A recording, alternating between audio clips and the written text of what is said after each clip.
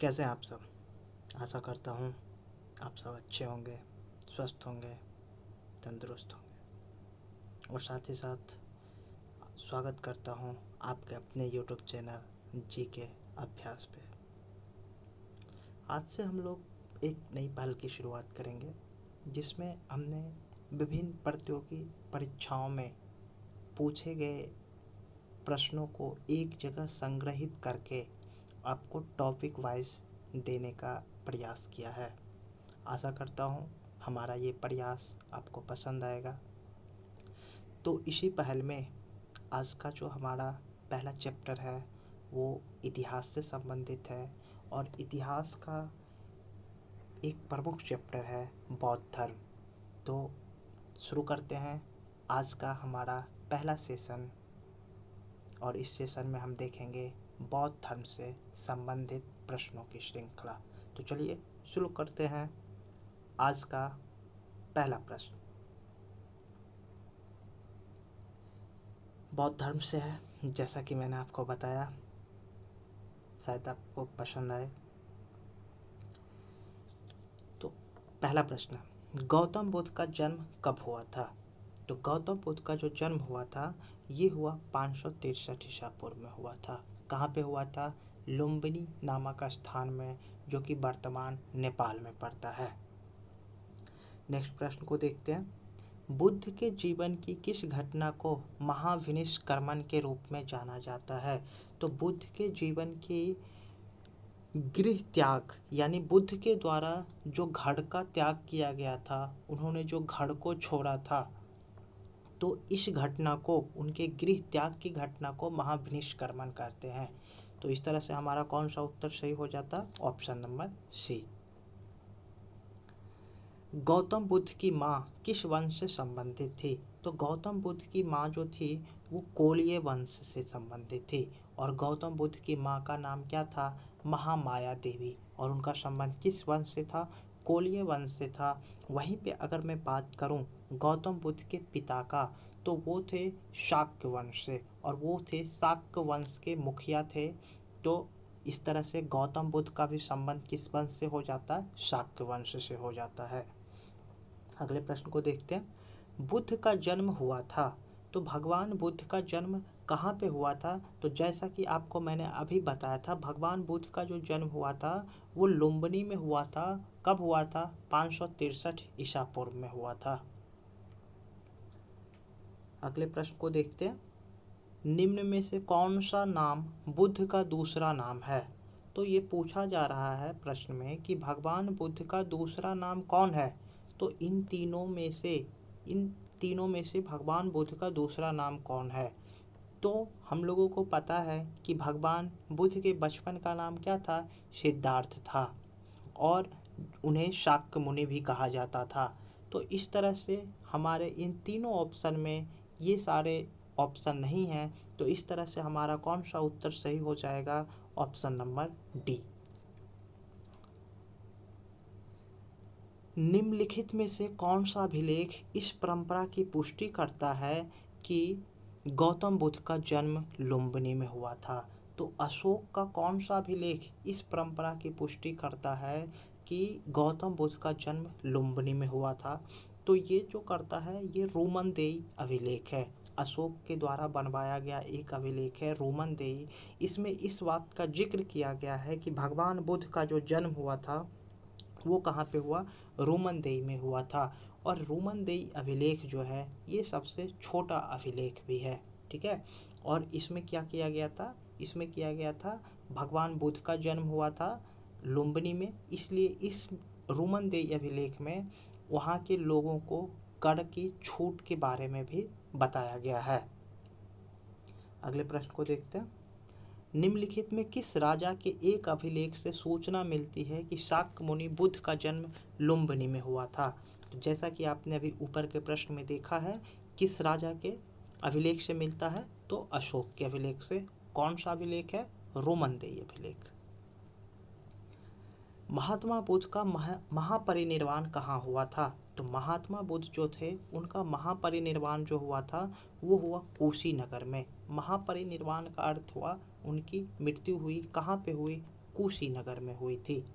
ठीक है, चलिए अगले प्रश्न को देखते हैं। महात्मा बुद्ध का महापरिनिर्वाण किस गणतंत्र में हुआ था? तो महात्मा बुद्ध का महापरिनिर्वाण जो हुआ था मल्ल महाजनपद में हुआ था। आपको पता होगा कि आगंतुर निकाय में 16 महाजनपद की बारे में जिक्र किया गया है। उन 16 महाजनपद में से एक महाजनपद था मल्ल, और इसी मल्ल महाजनपद के कुशीनगर में भगवान बुद्ध को महापरिनिर्वाण की प्राप्ति हुई थी। गौतम बुद्ध के किस स्थान पर निर्वाण प्राप्त हुआ था? तो गौतम बुद्ध ने किस स्थान पर निर्वाण प्राप्त किया था, ये पूछा गया है। तो गौतम बुद्ध ने जो निर्वाण की प्राप्ति हुई थी उन्हें वो बोध गया में हुआ था। बोध गया में, यानी ज्ञान की प्राप्ति ही निर्वाण होता है। इसमें निर्वाण शब्द का मतलब ही होता है, क्या होता है कि आपके सुख दुखों से मुक्ति पा लेना, यानी सुख दुख से मुक्ति पाकर आपको मोक्ष की प्राप्ति मिलेगी। तो ये ज्ञान की प्राप्ति कहाँ पे हुई थी? बोध गया में। तो ये निर्वाण, वहीं पे अगर महानिर्वाण होता तो ऐसे जगह ऐसा ऑप्शन, तब हमारा कौन सा ऑप्शन सही हो जाता? Option number A. लेकिन ये निर्वाण के बारे में पूछा गया है, तो इस तरह से हमारा राइट आंसर क्या हो जाएगा? बोध गया। अगले प्रश्न को देखते हैं। महापरिनिर्वाण मंदिर अवस्थित है। महापरिनिर्वाण मंदिर कहाँ पे अवस्थित है? तो ये कुशीनगर में अवस्थित है। कहाँ पे स्थित है? कुशीनगर में। क्योंकि आपको पता होगा कि अभी ऊपर के प्रश्न में ही हम लोगों ने देखा कि महापरिनिर्वाण की प्राप्ति भगवान बुद्ध को कहाँ पे हुआ था? तो कुशीनगर में हुआ था। तो वहीं पे कुशीनगर बनाया गया है, जो कि बहुत ही बौद्ध धर्म का बहुत ही पवित्र मंदिर है कुशीनगर में महापरिनिर्वाण मंदिर। गौतम बुद्ध द्वारा अपने धर्म में दीक्षित किए जाने वाला अंतिम व्यक्ति निम्नलिखित में से कौन सा है? तो गौतम बुद्ध ने अंतिम समय में, अपने अंतिम समय में अंतिम व्यक्ति, यानी कि उन्होंने कौन ऐसा अंतिम व्यक्ति है जिनसे उन्होंने दीक्षा दिया? तो वो है सुबध है। कौन है? सुबध है।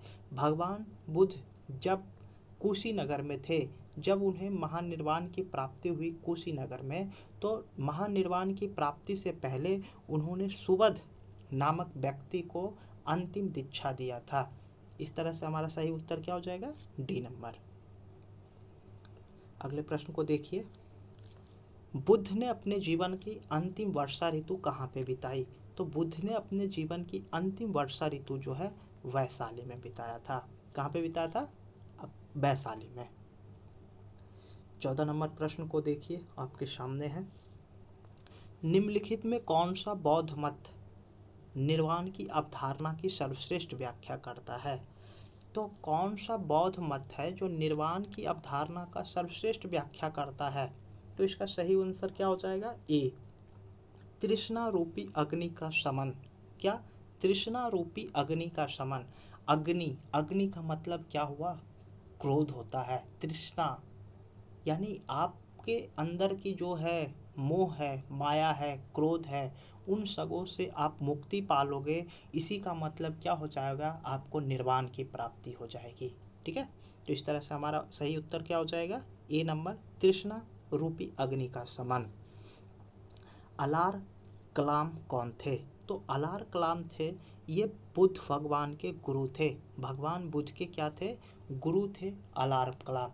जब भगवान बुद्ध 29 वर्ष की आयु में जब इन्होंने गृह त्याग किया, तो ये अलार कलाम के पास गए और उनके पास जाकर इन्होंने सांख्य दर्शन की शिक्षा ग्रहण किया उनसे। अगले प्रश्न को देखिए। महात्मा बुद्ध ने अपना पहला धर्म चक्र परिवर्तन किस स्थान पर दिया? तो भगवान बुद्ध ने अपना पहला धर्म चक्र परिवर्तन किस स्थान पर दिया? तो उन्होंने दिया सारनाथ में दिया। और धर्म चक्र परिवर्तन क्या कहलाता है? भगवान बुद्ध का जो प्रथम उपदेश है उसे ही कहा जाता है धर्म चक्र परिवर्तन। बुद्ध ने अपना पहला उपदेश कहाँ दिया? जैसा कि मैंने अभी आपको ऊपर जस्ट बताया कि पहला उपदेश ही क्या कहलाता है? धर्म चक्र परिवर्तन। और पहला उपदेश उन्होंने कहाँ दिया? सारनाथ में दिया। और कितने व्यक्तियों को उन्होंने दिया, ये भी क्वेश्चन पूछा जाता है कि उन्होंने पहला उपदेश जो दिया वो कितने व्यक्तियों को दिया। तो आप याद रखिएगा, उन्होंने 5 व्यक्तियों को, 5 सन्यासियों को उन्होंने पहला उपदेश दिया, जिसे धर्म चक्र परिवर्तन के नाम से जाना जाता है। ग्रंथों में उल्लेखित धर्म चक्र परिवर्तन है। देखिए ये प्रश्न कितना इम्पोर्टेंट है। इसी प्रश्न को कई रूपों में तोड़ मरोड़ कर पूछा जा रहा है। तो इस प्रश्न को ध्यान रखिएगा कि धर्म चक्र परिवर्तन क्या है। सारनाथ में दिया गया उनका प्रथम उपदेश, महात्मा बुद्ध ने जो सारनाथ में प्रथम उपदेश दिया उसे धर्म चक्र परिवर्तन कहा जाता है। धर्म चक्र परिवर्तन किया गया था, कहाँ पे किया गया था, तो सारनाथ में किया गया धर्म चक्र परिवर्तन। बुद्ध कौशाम्बी किसके राज्यकाल में आए थे। भगवान बुद्ध जो है वो कौशाम्बी किसके राज्यकाल में आए थे, तो ये उदयन के शासनकाल में आए थे। जब उदयन कौशाम्बी का राजा था उस समय भगवान बुद्ध कौशाम्बी आए थे। द्वितीय बौद्ध समिति का आयोजन कहाँ पे हुआ था, तो द्वितीय बौद्ध समिति का आयोजन कहाँ पे हुआ था, तो जो हुआ था वो हुआ था वैशाली में। ठीक है, द्वितीय बौद्ध समिति का आयोजन कहाँ पे हुआ था, वैशाली में हुआ था। वहीं पे अगर बात करें प्रथम बौद्ध संगीति, कौन सा, प्रथम बौद्ध संगीति का आयोजन राजगीर में, द्वितीय बौद्ध संगीति का आयोजन कहाँ पे हुआ, वैशाली में, और तृतीय बौद्ध संगीति का आयोजन कहाँ पे हुआ, पाटलिपुत्र में, और चतुर्थ बौद्ध संगीति का आयोजन कहाँ पे हुआ, जम्मू कश्मीर में। अगले प्रश्न को देखिए, तृतीय बौद्ध संगीति का आयोजन कहाँ हुआ, जैसा कि अभी मैंने आपको बताया तृतीय बौद्ध संगीति का आयोजन कहाँ पे हुआ था, पाटलिपुत्र में हुआ। तृतीय बौद्ध संगीति का आयोजन कहाँ पे, पाटलिपुत्र में हुआ। अगले प्रश्न को देखिए, प्रथम बौद्ध संगीति का आयोजन हुआ था, तो प्रथम बौद्ध संगीति का आयोजन हुआ था कहाँ पे हुआ था। अगर ये प्रश्न होता तो हम लोगों का आंसर क्या हो जाता, प्रथम बौद्ध संगीति जो हुआ था राजगिरी में हुआ था। लेकिन इसने पूछा किसके शासन काल में हुआ प्रथम बौद्ध संगीति, तो प्रथम बौद्ध संगीति जो हुआ अजातशत्रु के शासन काल में हुआ था। वहीं पे अगर बात करें द्वितीय बौद्ध संगीति, तो द्वितीय बौद्ध संगीति जो हुआ वो कालाशोक के शासन काल में हुआ। वहीं पे अगर बात करें तृतीय बौद्ध संगीति, तो तृतीय बौद्ध संगीति जो हुआ अशोक के शासनकाल में हुआ। वहीं अगर बात करें चतुर्थ बौद्ध संगीति, तो चतुर्थ बौद्ध संगीति जो हुआ वो कनिष्क के शासनकाल में हुआ। ठीक है, इस तरह से हम लोग कुछ कुछ एक्स्ट्रा फैक्ट को भी जानते रहेंगे, जिससे कि क्या हो सके, हम लोगों को मज़ा भी आए और हम लोगों की जानकारी भी बढ़े। ठीक है, अगले प्रश्न को देखिए, निम्न में से किस शासक ने द्वितीय बौद्ध सभा का आयोजन किया। अभी मैंने आपको बताया द्वितीय बौद्ध सभा का आयोजन किसने किया, तो द्वितीय बौद्ध सभा का आयोजन जो हुआ कालाशोक के समय में हुआ। और कालाशोक के समय में द्वितीय बौद्ध सभा का आयोजन कहाँ पे हुआ, तो ये जो हुआ वैशाली में हुआ। कहाँ पे, वैशाली में। प्रथम अजातशत्रु, तृतीय फिर हो जाएगा अशोक। ठीक है, ये देखिए ये काफ़ी इंपॉर्टेंट क्वेश्चन है, तो आपको कंफ्यूज नहीं होना है कि प्रथम किस में, द्वितीय किस में, तृतीय किस में, आपको इसी तरह से याद रखना है। अगले प्रश्न को देखिए, भारतीय कला में बुद्ध के जीवन की किस घटना का चित्रण मृग सहित चक्र द्वारा किया जाता है। तो मृग सहित चित्रण यानी मृग सहित चक्र द्वारा जो चित्रण किया गया है ये है भगवान बुद्ध का प्रथम उपदेश। ठीक है, भगवान बुद्ध का प्रथम उपदेश। और भगवान बुद्ध का जो प्रथम उपदेश है इसे कहा जाता है धर्म चक्र परिवर्तन। तो आप यहाँ से भी याद रख सकते हैं कि भाई यहाँ भी चक्र है और यहाँ भी चक्र है। इस तरह से क्या हो जाता है, इस तरह से चक्र चक्र मिल गया तो क्या हो जाएगा, मृग सहित चक्र किससे संबंधित है, धर्म चक्र परिवर्तन या प्रथम उपदेश से। अगले प्रश्न को देखिए, बोध गया में महाबोधि मंदिर बनाया गया जहाँ पे क्या हुआ, जहाँ पे भगवान बुद्ध को ज्ञान की प्राप्ति हुई। आपको पता होगा कि भगवान बुद्ध को ज्ञान की प्राप्ति कहाँ पे हुई थी, बोध गया में एक पीपल वृक्ष के नीचे हुआ जिसे बोधि वृक्ष कहा जाता है।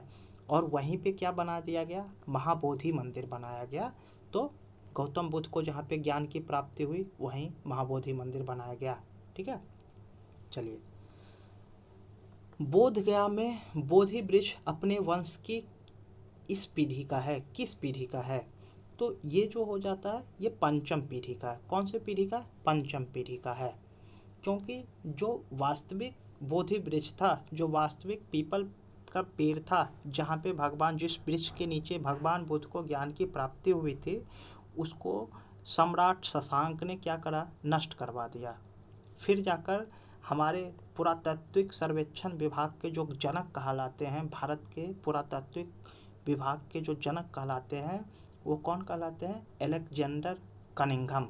उन्होंने एक पेड़ लगाया, उसी जगह पर उन्होंने एक पेड़ लगाया, जो कि अभी वर्तमान में वही पेड़ सुरक्षित है। तो इस तरह से हमारा आंसर क्या हो जाएगा? पंचम पीढ़ी का।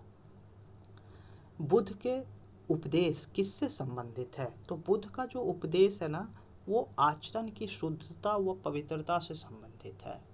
यानी भगवान बुद्ध ने जितने भी उपदेश दिए, उन सब सारे उपदेशों में इस बात पे जोर दिया कि आपके अंदर की जो आचरण है, आप उसे शुद्ध करिए। ठीक है, तो इस तरह से हमारा सही उत्तर क्या हो जाएगा? D number. अगले प्रश्न को देखिए। अष्टांग मार्ग का संकल्पना, अष्टांग मार्ग की संकल्पना अंग है। अष्टांग मार्ग की संकल्पना अंग है। किसका अंग है अष्टांग मार्ग की संकल्पना? तो ये जो अंग है वो है धर्म चक्र परिवर्तन सूत्र विषय वस्तु का। ठीक है, अष्टांग मार्ग, इसमें भगवान बुद्ध द्वारा क्या बताया गया? 8 मार्ग बताए गए। ठीक है, इसमें सम्यक ज्ञान, सम्यक आचरण, इस तरह से 8 स्वप्नों को बताया गया, और वही कहलाता है आपका धर्म चक्र परिवर्तन। वहीं से क्या होगा? अगर आप उन 8 स्वप्नों को पालन करते हो तो क्या हो जाएगा? आपका धर्म चक्र परिवर्तन सूत्र विषय वस्तु का। बौद्ध संघ में बिकने, यहाँ पे इसको सुधार लीजिएगा, यहाँ पे बिकने नहीं होगा, यहाँ पे होगा भिक्षुनी। ठीक है, भिक्षुनी, ये वाला इसको ठीक कर लीजिएगा, ये नहीं होगा, भिक्षुनी होगा।